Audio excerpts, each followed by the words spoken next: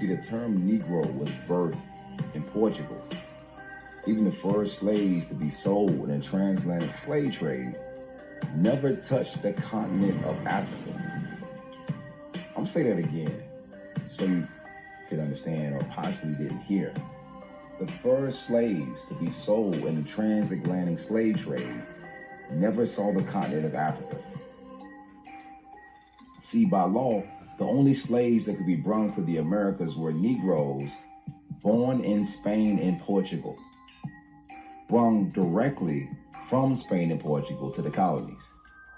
But later, a charter granted by Emperor Charles to Lorenzo de Gondomar gave permission to transport Spanish Negroes directly from Africa to the Spanish American colonies.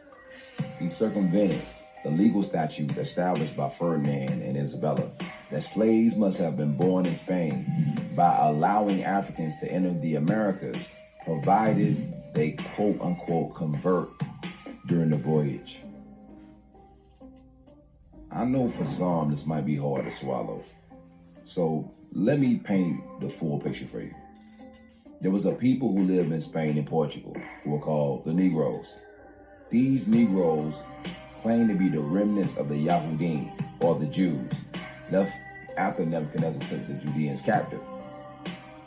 Every historian attested that not only were they black, but according to writers like J.A. Rogers, so dark were the Jews, especially of Portugal and southern Spain, that many whites thought all Jews were black. And sometimes the writers would use the word swarthy, which means black.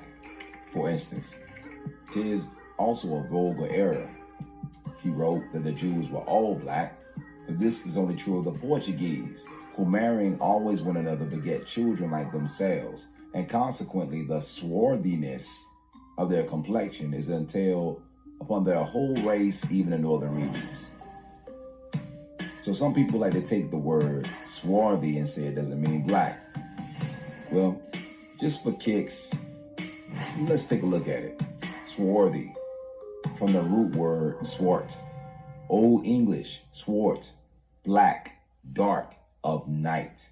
Gothic swart, dark color, black, from the PIE root swardo, dirty, dark, black. The true Germanic word, surviving the continental languages, but displacing English by black. But let's get an older definition from another dictionary. Swarthy, see swart, being of a dark hue of dusky complexion, tawny in warm climates. The complexion of men is universally swarthy or black. The Moors, Spaniards, and Italians are more swarthy than the French, German, and English, black as the swarthy African. So let's continue. This is why, again, the Duchess of Brantes, who was the ambassador, a wife to the ambassador of Portugal, said, the Jew, the Negro, and the Portuguese can be seen in a single person. Why? Because they were a single person. And these Portuguese Negroes were known for things that might ring a bell to African American. Number one, they were known for writing poetry set to music. But in their pure poverty and touching tenderness of the pathos, the Jewish poets of Spain not only excelled their Moorish rivals, but every poet before or since. Once more, Israel's sons and daughters took their harps of Judea from off the mourning willows in the songs of Zion. The Jews and Moors in Spain by Joseph Croissant. Secondly, they were known for wearing black cloaks and hoodies. The Almohad ruler, Abu Yusuf Raqab, is said to have introduced at the end of his reign an innovation with regard to the sukkah, cloak-like garment of the Jews, because they were dressing like the Muslims, and even like the most notable of them. Therefore, Jews henceforth were required to dress in the fashion of the mourning Muslims, dark blue or black. And they were required to wear black cloaks and black caps. Jews, Visigoths, and Muslims in medieval Spain by Norman Roth.